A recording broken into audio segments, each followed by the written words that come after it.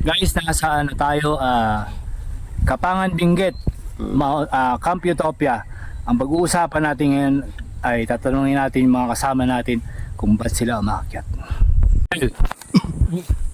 Ba't ka umakyat ng muntok? Dahil babae po. Ano ba ang reason? Ano lang naman simple. Umakit ako ng mundo kasi Dahil babae.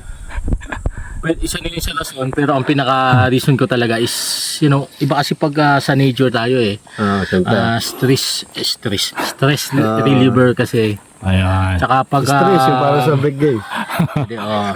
Tetris yun eh. pagka-close kasi Stress na sa reliever. nature, alam mo yon, mas na-appreciate mo yung ng likha ng Diyos yung mundo. Unlike kasi Yun. lagi ka nalang nasa Work. sa work, sa city, puro building, puro sasakyan.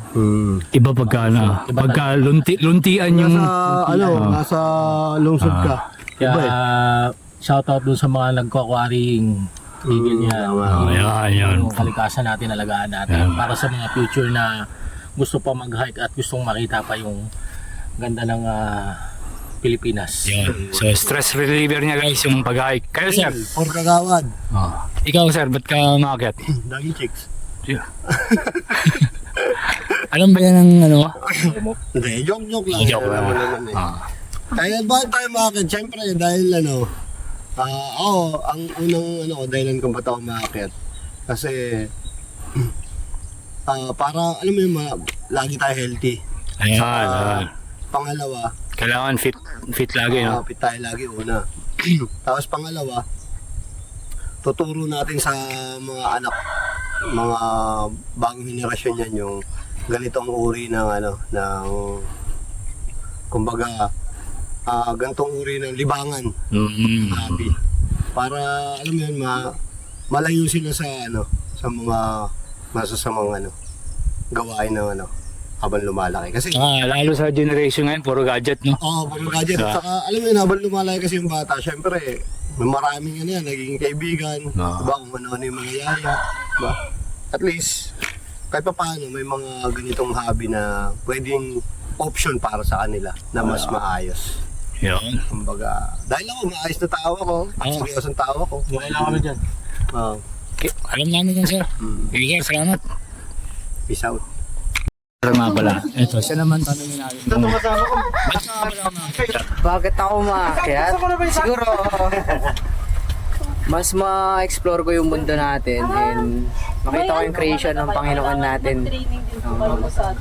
Sobrang makabuluhan kasi sobrang lawak. As in yung pagkakaalam natin sa mundo, sobrang lawak na walang limit. Kumbaga limitless yung ang sea natin, yung mga dagat nga natin, 5% pa lang na-explore.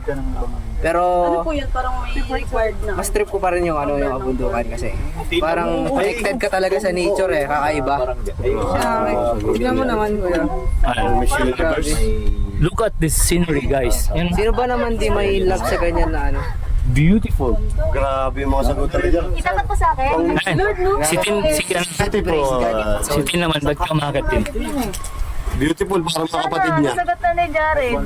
Ay, ganun? Hindi, dapat meron kang sariling Kasi si Ray meron na sagot, tsaka si Del. Ano ba? Nakaka-peace kasi. Kalikasan. Ito pa yung mga kasama namin. Tsaka did you know na pag nasa nature ka, iba yung frequency, as in yung vibration sa katawan mo, parang connected ka talaga sa nature. So yung mga unang, kasi yung mga ninuno natin is sa talaga sila, sa mga kabundukan talaga sila. Kaya walang stress, ganun. Yun yung explanation. Kaya kung nasa city ka palagi, wala ka sa nature, di ka nag-nature, wala kang time. So yung utak mo parang magulo. So kailangan talaga natin yung nature kasi connected tayo sa nature. Di ba nga yung inihinhil natin is yung in-exhale ng mga puno. Tapos yung carbon dioxide na in-exhale natin is sila yung siya Sagot yung ni naghinil, no? pang sibika at kultura. Angkop at di angkop. Tsaka meron pa, wait lang. Ano ba? Did you know pag yung naka-connecta tayo like yung grounding, kung yeah. familiar kayo sa grounding, iba rin yung frequency, yung vibration sa katawan as in mataas. Hindi siya normal pag may tsinela. Sinimbento lang kasi itong mga to eh. Pero dati, wala itong mga to, mas okay sila. Kaya mas okay pag nag-grounding din kayo. Connect to Mas nature to. recommended. Oh, Yeah. Kumakas ako na. Ito, ano madagdag mo, sir? Angkop yung sagot niya. Angkop. Angkop. Angkop na. Kilala niyo yan, guys. Masina to. Angkop. So, going back guys sa topic, bakit ako yung bakit ng mundo ko? So, ito yung sagot ko.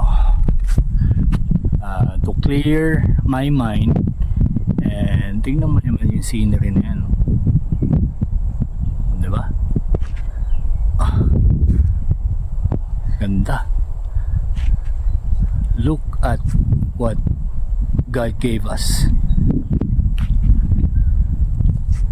So yun yung reason ko ba't ako umakyat.